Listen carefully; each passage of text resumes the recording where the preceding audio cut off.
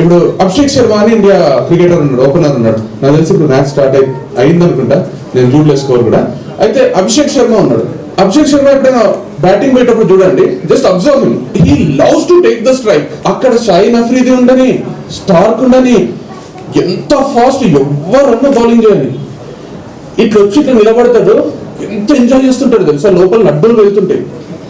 ఎందుకంటే he's excellent in his skill, he knows how to bat. నువ్వు 150 speed line కొడతా అంటాడు.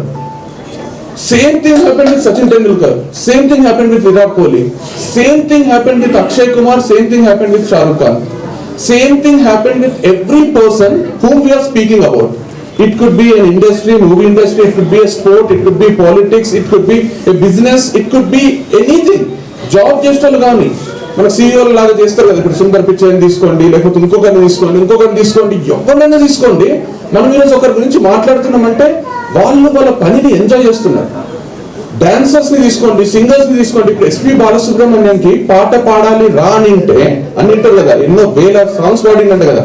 ఆయన స్పాన్ లా ఆయన పాడిన పాటలు లెక్క పెడితే రోజుకు ఆన్ అన్ యావరేజ్ 1 కంటే ఎక్కువ ఉన్నాయి. అంటే రోజు 2-3 ఉన్నాయి యావరేజ్. అంటే అన్ని పాటలు కొత్త లిరిక్స్, కొత్త పాటలు. కానీ ఏ రోజు కూడా నాకు తెలిసి ఆయన ఇరిటేట్ అయి ఉంటాడు, అబ్బా దరిద్రం ఈరోజు మళ్ళీ పాట పాడాలా, అమ్మయ్య ఈరోజు ఇంకో పాట పాడాలా, ఈరోజు ఇంకొకట, ఈరోజు కొత్తదా అని. మళ్ళీ ఎన్ని కన్సర్ట్స్, ఎన్ని ఈవెంట్స్. మీరు ఇప్పుడు అర్జిత్ సింగ్ ని తీసుకున్నా, లేకపోతే శ్రేయా ఘోషల్ ని తీసుకున్నా, వాళ్ళు పర్ఫామ్ చేస్తుంటే వాళ్ళకి తెలుసు నేను ఎక్స్ట్రాడనరీ పర్ఫామ్ చేస్తే పిచ్చకి పోతుంది ఒక్కొక్కరికి. అసలు నేను పర్ఫామ్ చేస్తే అందరి దృష్టి నా మీదనే ఉంటుందని తెలుసు. మీరు వర్క్ చేస్తున్నప్పుడు అందరి దృష్టి మీ మీద ఉంటే మీకంటే ఎంజాయ్ ఎవరు చేయరు. మీకు సాటర్డే వస్తుంటే బాధ అవుతుంది, మండే వస్తుంటే సంతోషం అవుతుంది. సో సాటర్డే వస్తుంటే బాధపడి మండే వస్తుంటే సంతోషపడుతున్నారంటే పుట్టినందుకు ఒక సార్థకత ఉంటుంది. That is where you enjoy your life.